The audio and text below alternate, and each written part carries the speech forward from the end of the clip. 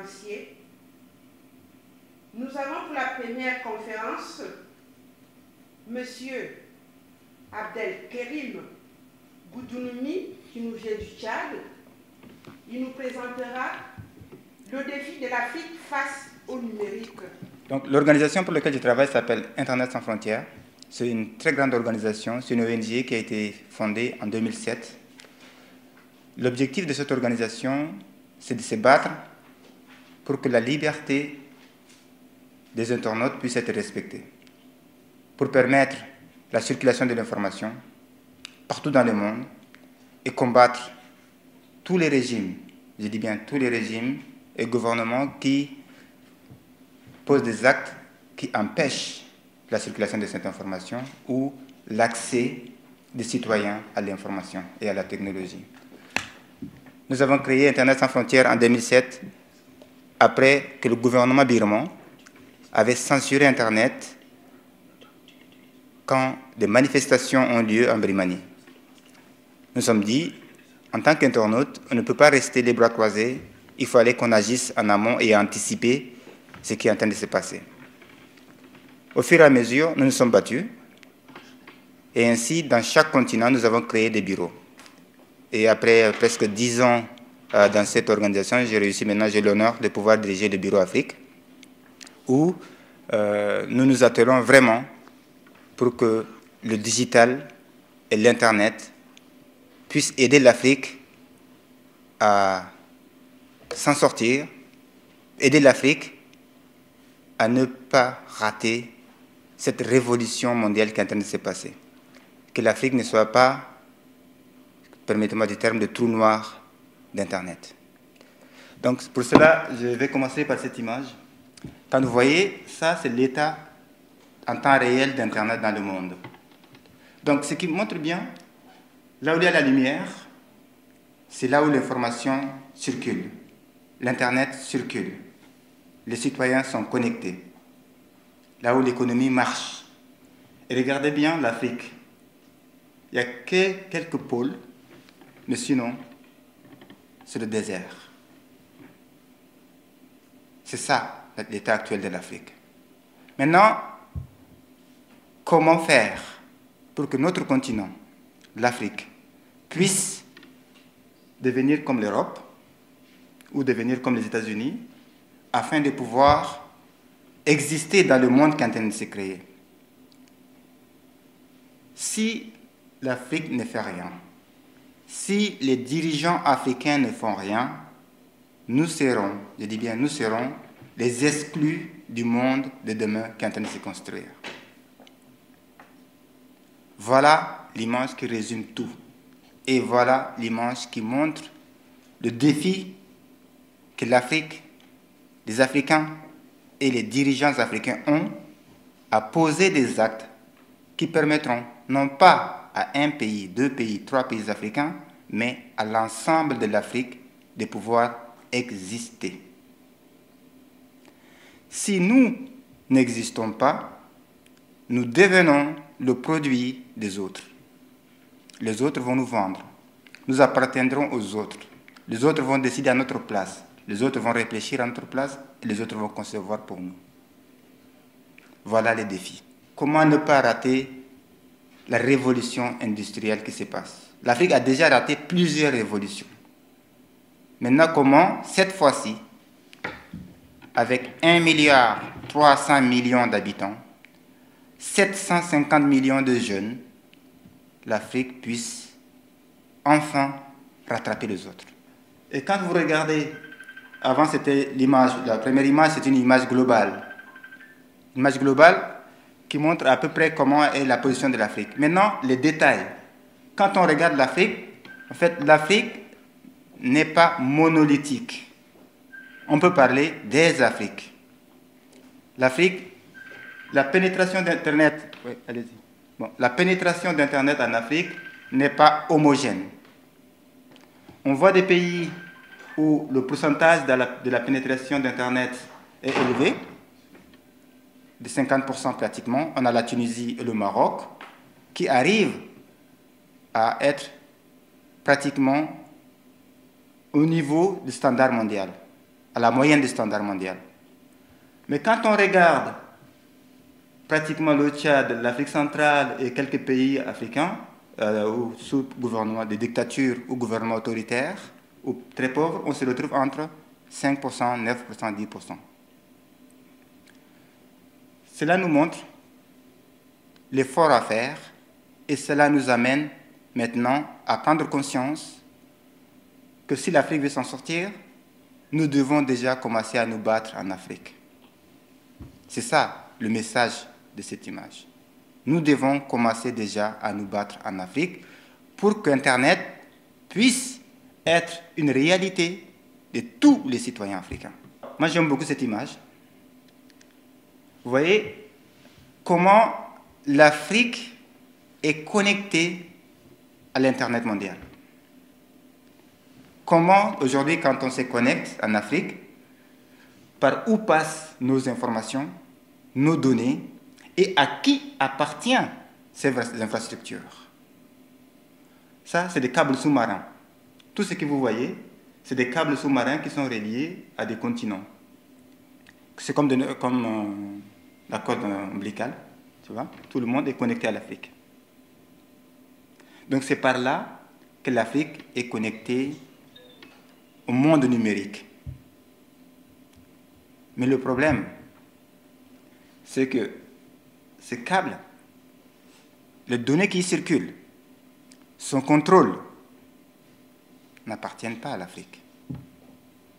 Ça ne nous appartient pas. Ce sont les autres, les Américains, les Brésiliens, les Européens, les Indiens, les Chinois, ainsi de suite, qui sont connectés à l'Afrique et qui connectent Internet à l'Afrique avec leurs propres infrastructures. Ça c'est le deuxième problème que nous devons prendre conscience. C'est quoi le risque de ça? Le risque, c'est demain matin, je dis bien demain matin, ceux qui appartiennent à ces câbles décident de fermer le robinet, c'est fini, on n'existe plus. Vous voyez, ça c'est le risque. Ça veut dire qu'on est déconnecté non seulement du monde, on est aussi déconnecté de l'économie, de la politique, de tout ce que vous voulez. Le défi de l'Afrique, peut-être un jour, c'est d'avoir ses propres câbles sous-marins. Comme exactement l'ont fait. Aujourd'hui, Google a son câble sous-marin qui est branché à l'Afrique, Amazon, toutes ces grandes entreprises ont leur propre câble sous-marin. Et ça coûte des milliards. Et ça veut dire, les données qui circulent dans ces câbles appartiennent pas à toi, à moi ou à vous, mais appartiennent à celui qui appartient à ces câbles. Donc, le défi de tous les citoyens africains aujourd'hui, c'est de prendre conscience. Déjà, le premier défi, c'est de prendre conscience de ce problème. Nous nous battons pour notre indépendance, nous nous battons pour notre liberté politique, sociale, culturelle, tout ce que vous voulez. Mais en même temps, nous sommes en train de rentrer dans un nouveau monde,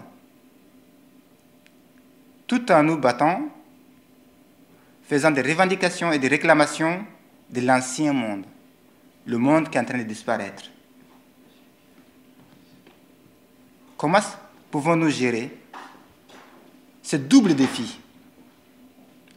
Le défi de pouvoir se libérer de la chaîne et des chaînes qu'on nous a mises dans le monde du passé, et ces nouvelles chaînes que vous voyez là, ça c'est des chaînes qu'on a autour du cou et qu'on doit apprendre à pouvoir s'en débarrasser. Ça, c'est le danger que beaucoup d'Africains ne voient pas, et des dirigeants d'Africains ne voient pas, et des investisseurs africains ne voient pas. C'est terrible ce qui se passe. Là, après le graphique et l'image, là on a globalement, en chiffres, la place de l'Afrique dans l'Internet du monde. En 2020, sur 1,320 milliard d'Africains, 43% sont en ville. Je peux vous envoyer, si vous avez les images après, il n'y a pas de problème, ne vous inquiétez pas, je vous envoie ça. Et sur les 1 milliard,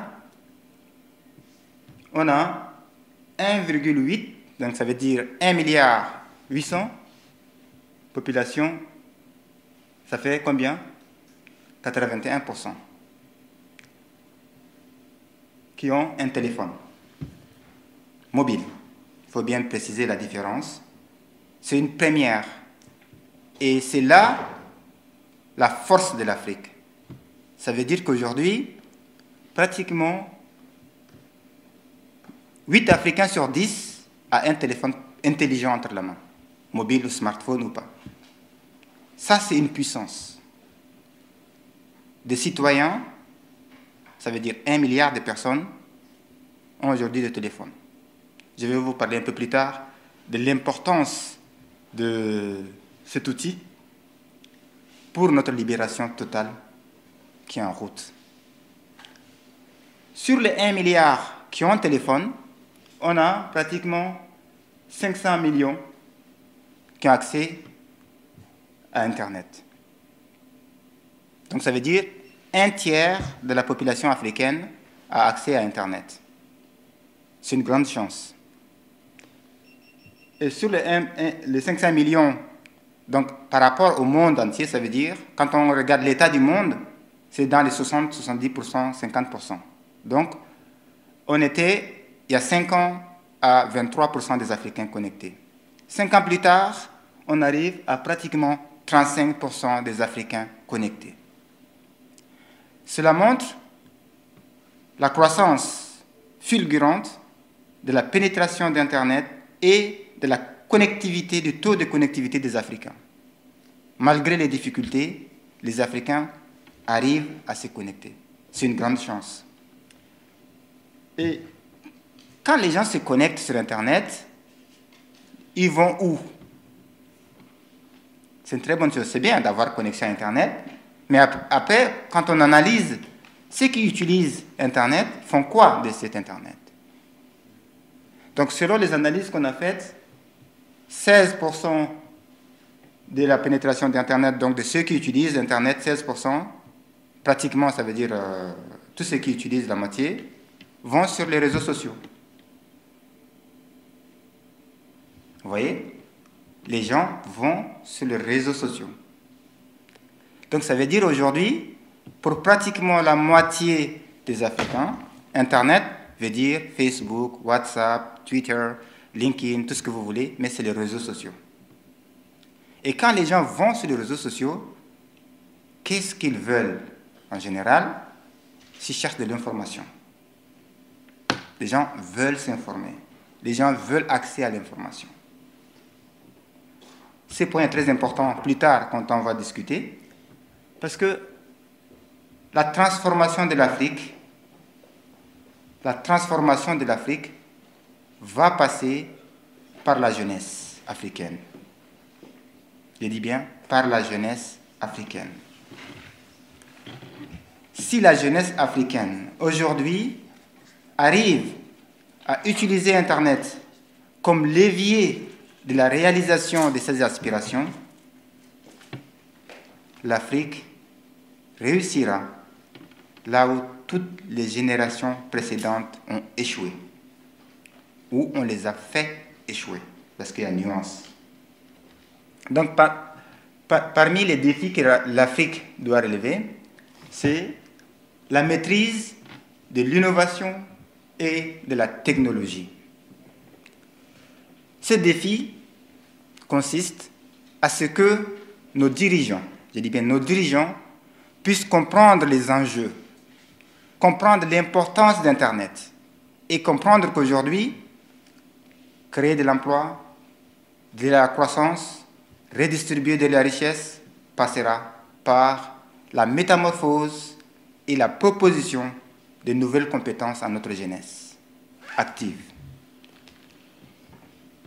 Avec le digital et le numérique, tout ce qu'on a avant comme compétences ne sont pas adaptés à ces mondes qui arrivent. Il va falloir que la jeunesse africaine puisse être, je dis bien puisse être, équipés, formés pour pouvoir avoir accès au marché du numérique et du digital. Et cela va passer par l'innovation et la technologie. Et comment développer l'innovation? Comment développer la technologie? C'est par le transfert de technologie, la recherche de technologie. L'exemple le plus simple que j'ai aujourd'hui, c'est la Chine. La Chine a su pouvoir acquérir cette technologie, pas en achetant la technologie. Parce que la Chine, il y a 40 ans, n'avait pas les moyens de pouvoir acheter la technologie. Mais en formant sa jeunesse, je dis bien en formant sa jeunesse, et en adaptant sa jeunesse, les entreprises technologiques sont arrivées en Chine, sont parties en Chine, parce que la main-d'œuvre était moins chère et la main-d'œuvre était disponible et adaptée à ces nouveaux besoins. L'Afrique doit réfléchir aussi à être ce vivier de la jeunesse africaine capable de répondre aux spécificités de la demande du marché du digital. Sinon, je vous jure, tout ce qu'on a étudié, appris pratiquement dans les années 60, où notre système éducatif était formaté à répondre à un besoin d'une administration coloniale. Et ce que c'est, vous savez ce que c'est qu'une administration coloniale? L'objectif d'une administration coloniale, ce n'est pas de développer nos États. C'est de répondre au fonctionnement d'une administration qui répondra aux besoins des colons. Notre système éducatif doit être révolutionné, réorienté, adapté aux besoins de notre continent.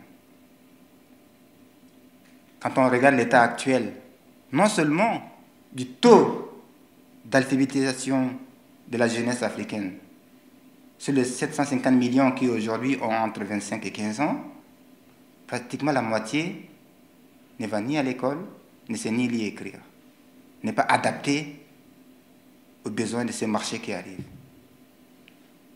Comment maintenant nous, en tant que jeunes leaders et vous, la diaspora, pourrions-nous aider l'Afrique et la jeunesse africaine à pouvoir s'approprier ces outils et réorienter pour notre propre besoin et développement. Et pour cela, le défi, c'est comment aussi faire comprendre aux dirigeants africains l'importance et l'outil technologique, parce que beaucoup ne comprennent pas, ne savent pas. La plupart ne savent ni utiliser, il y en a qui n'ont même pas d'email. Même jusqu'à aujourd'hui, j'en ai vu, je vous jure. C'est à nous maintenant de pouvoir former ou bien informer ou imposer cette vision à nos dirigeants, à nos institutions. L'environnement favorable. C'est bien de pouvoir comprendre qu'Internet est important. Internet permet de se connecter, de pouvoir révolutionner et de pouvoir avoir des leviers pour le développement de l'Afrique. Mais Internet, juste le fait d'avoir accès à Internet ne suffit pas. Il faut avoir un environnement favorable. Politiquement, je veux dire. Pourquoi j'ai dit ça? Parce que à Internet sans frontières, nous avons passé pratiquement 90% de nos actions sur l'Afrique, année 2019 et 2018, à combattre les censures d'Internet, les coupures d'Internet, les fermetures des réseaux sociaux. On a passé tout notre temps à combattre ces régimes qui ont peur d'Internet. Comment aujourd'hui comprendre que des dirigeants africains, pour des raisons politiques ou pour des raisons de protéger leur régime, puissent couper définitivement Internet pendant 1 an, même 1 an et demi, 2 ans. Et nous avons estimé, par exemple, moi je prends le cas du Tchad parce que j'ai travaillé sur le Tchad. Le Tchad a coupé les réseaux sociaux au Tchad, ça fait pratiquement 1 an et demi. Et ça fait plus de 18 millions de dollars de pertes économiques qu'on a estimées. Ces 18 millions de dollars, ça fait plus que l'aide économique que le Tchad reçoit pour son développement. Quelle réponse devons-nous donner à ce genre de pratiques dans un continent qui souffre déjà de millions de mots pour pouvoir enfin attraper ce bouée de sauvetage qui est le numérique? C'est la question que chaque jeune Africain doit se poser. Nous avons fait 3 étapes.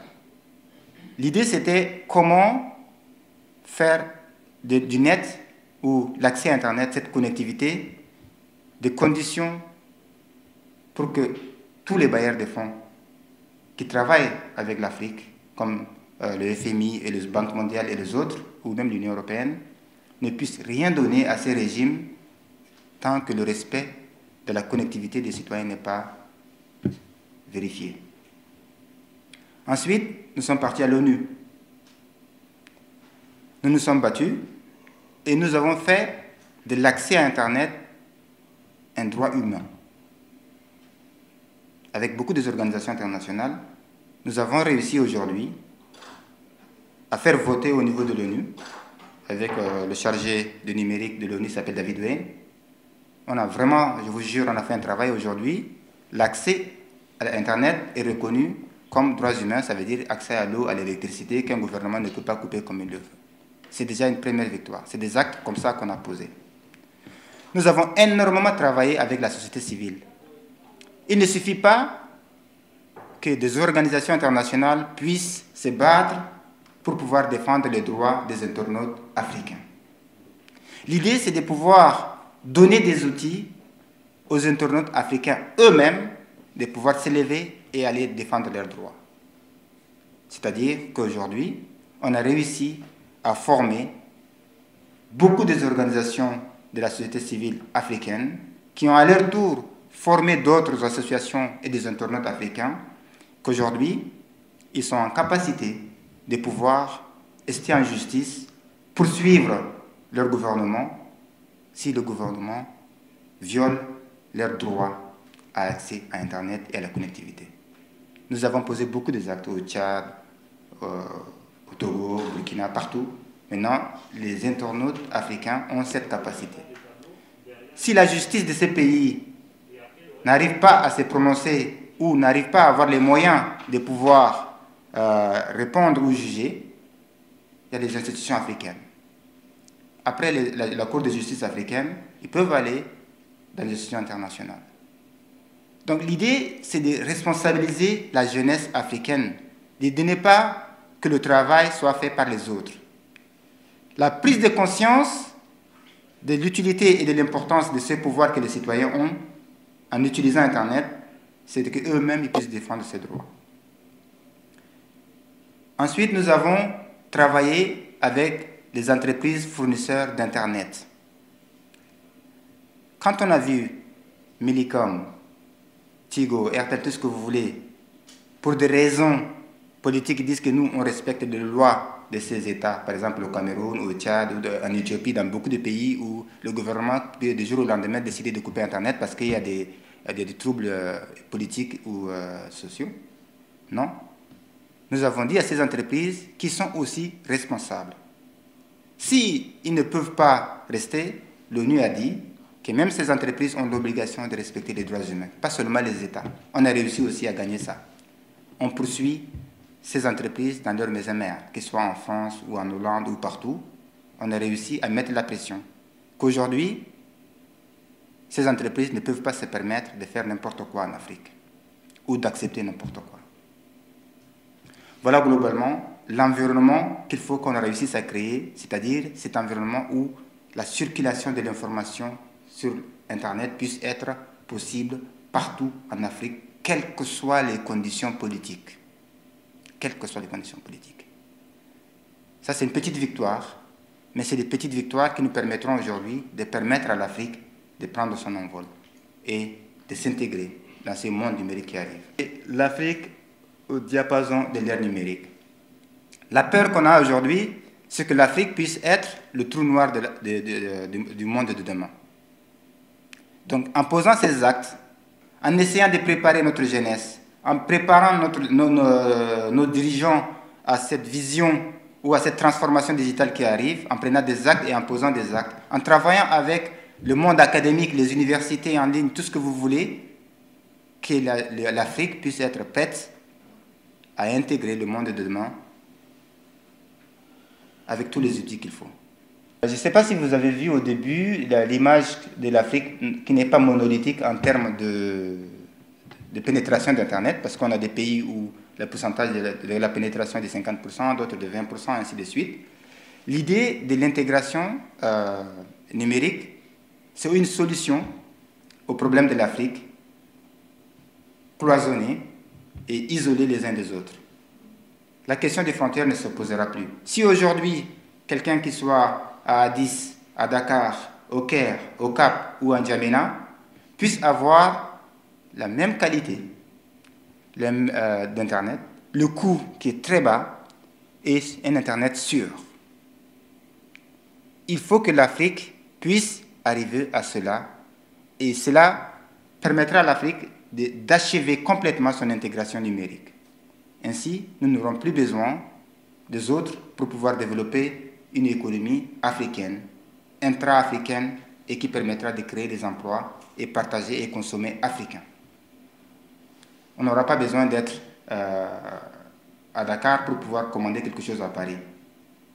Aujourd'hui, des commerçants qui sont à N'Djamena peuvent vendre à un consommateur qui est à Ouagadougou en utilisant la technologie des mobile money. On allait venir après, mais je vais vous parler maintenant. En utilisant toutes ces technologies qu'il y a qui nous permettront peut-être à même s'en passer de la monnaie coloniale. Oui, en créant la monnaie africaine numérique, on peut même s'en passer de la monnaie CFA ou tout ce que vous voulez. C'est une très grande chance. Aujourd'hui, l'Afrique a réussi en 5 ans, je crois, avec la création, vous connaissez le mobile money, non? Le paiement par téléphone et par SMS et tout ça. Ça a permis l'inclusion bancaire de 70% des Africains. Avant, pour avoir accès à un compte bancaire, avoir accès à une carte bancaire, à un chèque, tout ce que vous voulez, il fallait déjà être dans une ville, déjà avoir un compte bancaire avec 10 000 conditions et tout ce que vous voulez, avoir du travail, fiches de paie, tout ce que vous voulez. Ce qui fait que les Africains étaient exclus du monde bancaire. Les Africains, les jeunes entrepreneurs n'avaient pas accès au crédit pour pouvoir développer leur business. Mais avec la création du monnaie digitale, aujourd'hui, n'importe qui, avec son numéro de téléphone, a un compte bancaire. Vous voyez la puissance? D'un seul coup, plus de 750 millions de comptes bancaires ont été créés. Ça, c'est une puissance qui permettra à l'Afrique de relever tous les défis économiques. Et c'est pour vous dire que l'ingéniosité des Africains, quand on leur donne un outil, c'est que cette technologie a été créée en Afrique. C'est la première fois au monde qu'on paye par téléphone, c'est en Afrique. Et c'est après que ça s'est diffusé dans le reste du monde.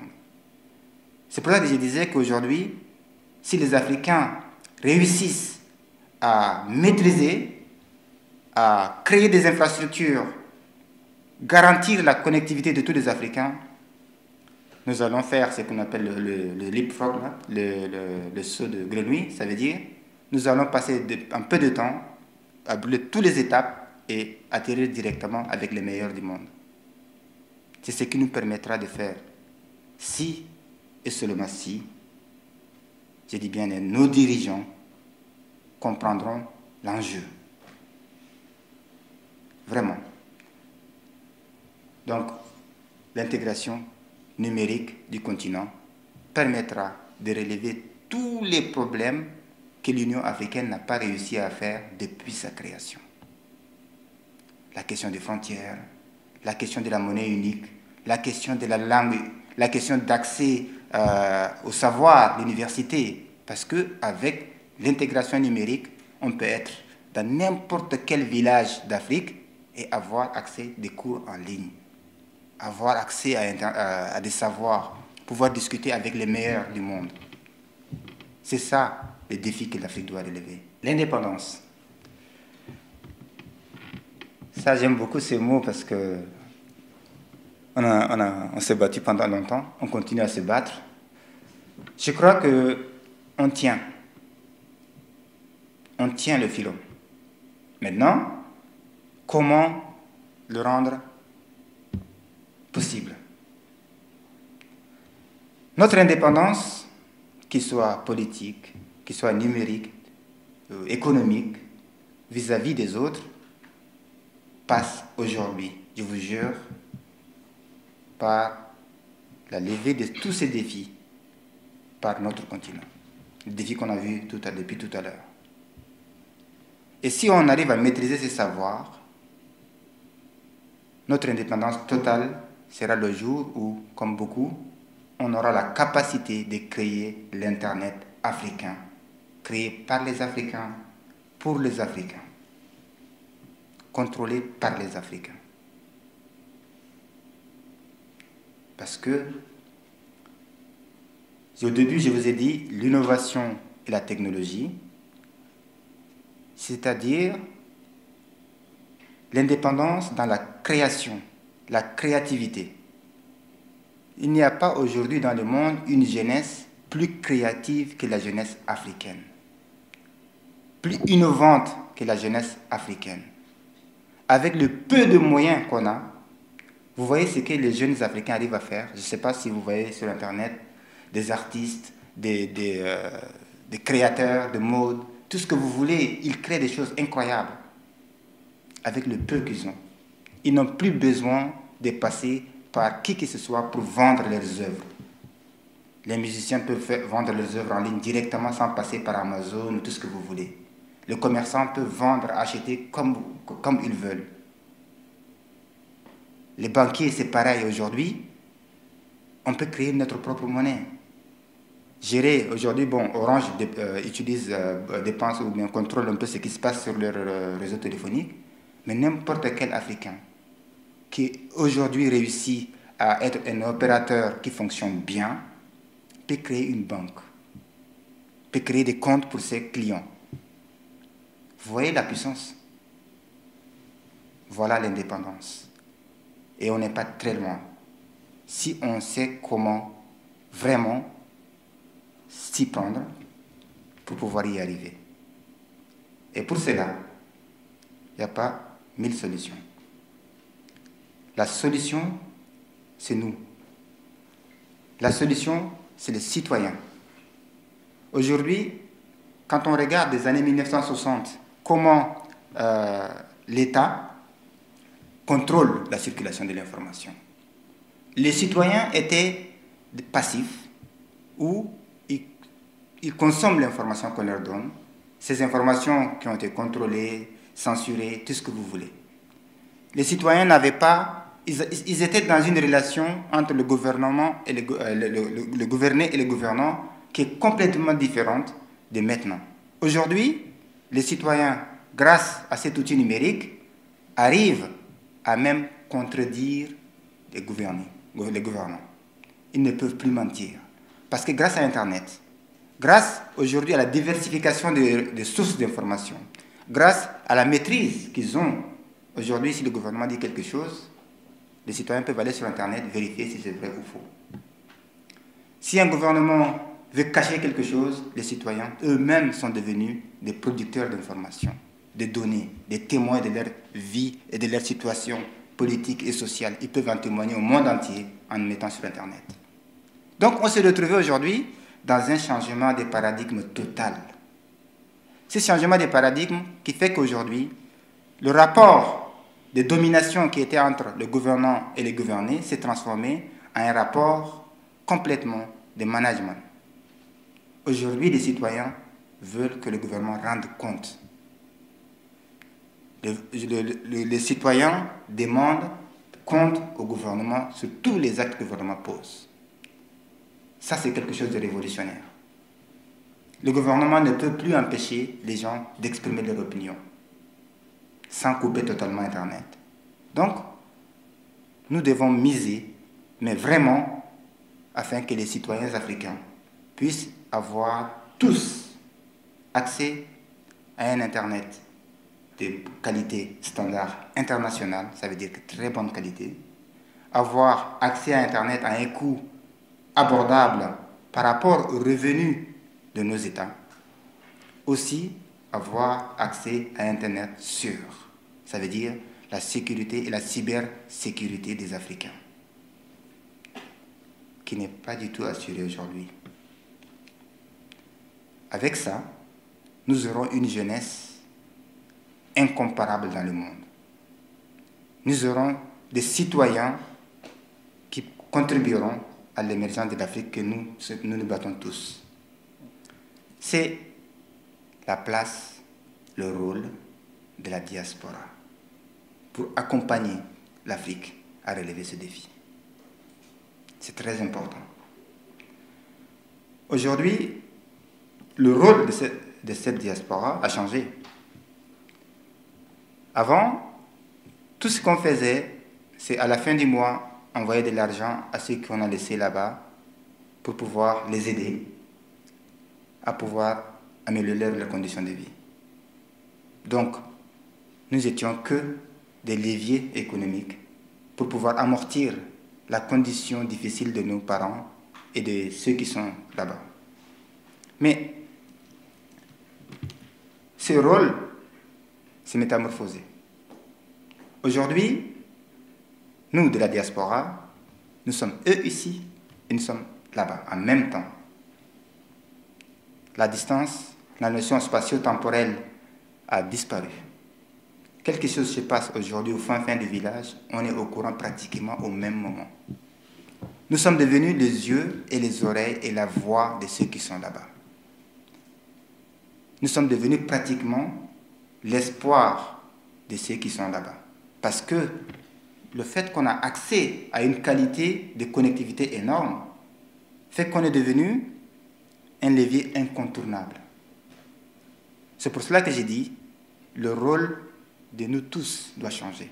Nous devons tous nous impliquer, qu'il soit politiquement, économiquement, socialement, pour accompagner l'Afrique et ceux qui sont restés là-bas pour pouvoir atteindre notre objectif ultime, notre indépendance totale.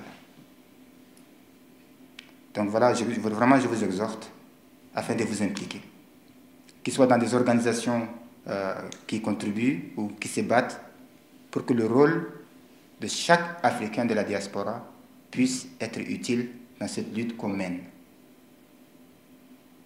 La digitalisation de l'Afrique. Que le danger, c'est bien beau.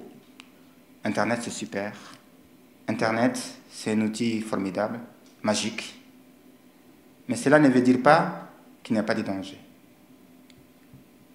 Beaucoup de dangers. La première des choses très dangereuses, c'est la maîtrise de nos données. Je vous ai montré au début le cordon ombilical lié, et tu peux ramener l'image si tu peux. Non, voilà. Le premier danger, c'est ça. Ça veut dire, si on ne fait pas attention, tout ce qui nous concerne, toutes nos informations seront entre les mains des autres. Nos identités, nos actes de naissance, nos actions, tout ce que vous voulez, les gens sauront tout ce que nous faisons. Et si quelqu'un sait tout sur toi, vous savez la suite, le risque. Donc, la cybersécurité, ça veut dire que des gens aujourd'hui, des hackers, tout ce que n'importe quelle puissance peut payer des hackers malhonnêtes et absorber, par exemple, les données d'une administration entière. Détruire nos données en ligne. Donc ça, c'est le premier danger. Se battre pour faire de la sécurité, de la cybersécurité, une priorité aussi pour les Africains. Nos gouvernants doivent vraiment s'y impliquer. Ça, c'est un appel que je lance vraiment aux gouvernants africains. Le deuxième danger, c'est la question de fake news et du discours de haine en ligne.